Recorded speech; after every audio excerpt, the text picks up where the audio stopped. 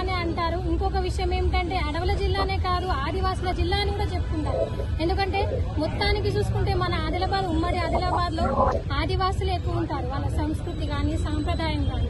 అలాంటి ఈ జిల్లాకు చెందిన మన రామ్జీ గోండ్ గారు మన భారతదేశ స్వాతంత్ర సమరంలో కూడా ఆయన పాత్ర ఎంతో ముఖ్యంగా ఉంది. అలానే కాకుండా ఆయన ధైర్య సాహసాలు చూసుకుంటే 1000 మందిని ఒకేసారి ఉరితీసినా కూడా ఎక్కడా కూడా అధైర్యపడని మన ఆదిలాబాద్ జిల్లా. ఎందుకంటే ఒక్కసారి 1000 మందిని ఉరితీసిందంటే వాళ్ళు ఆ ఉరిని కూడా ఒక పూలమాలగా తీసుకొని మనం స్వాతంత్రం కోసమే మనం పోరాడుతున్నాం, మనం తెలంగాణ కోసమే ఉన్నాము అన్నట్టుగా వాళ్ళు ధైర్యానికి అలాగే వాళ్ళ సాహసానికి మనం చాలా సంతోషపడాలి.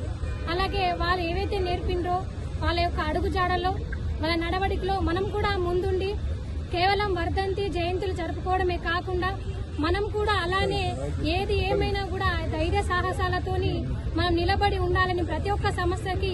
ఎందుకంటే ఈరోజు జరుగుతున్న సమయంలో చిన్న దానికే ప్రతిదానికి చిన్న విషయాలకే సూసైడ్ చేసుకునే సందర్భాలున్నాయి. అలాంటివి కాకుండా మన జీవితంలో ప్రతి ఒక్క సమస్యని ఎదుర్కొనాలంటే మన స్వాతంత్ర సమరయోధుల్ని ఒక్కసారి మనం ఎగ్జాంపుల్ తీసుకుంటే తెలుస్తున్నది. వాళ్ళు ఎన్నో ఎదుర్కొంటే ఈ స్థాయిలో మనకి ఈ సభాముఖంగా తెలియజేసి ఎన్విరాన్మెంట్ సంబంధించి ఆల్రెడీ వీళ్ళు అప్లికేషన్ పెట్టినామని చెప్పిండ్రు. మిగతా ప్రాసెస్ ఏదైతే ఉందో శాంక్షన్ అయింది అంటున్నారు. దాన్ని కూడా నేను చూసి మిగతా ఏదైతే ఉందో ఆ స్టెప్స్ కానీ ఇంకేవైనా కూడా మేము తప్పకుండా మేము చూసుకుంటాం.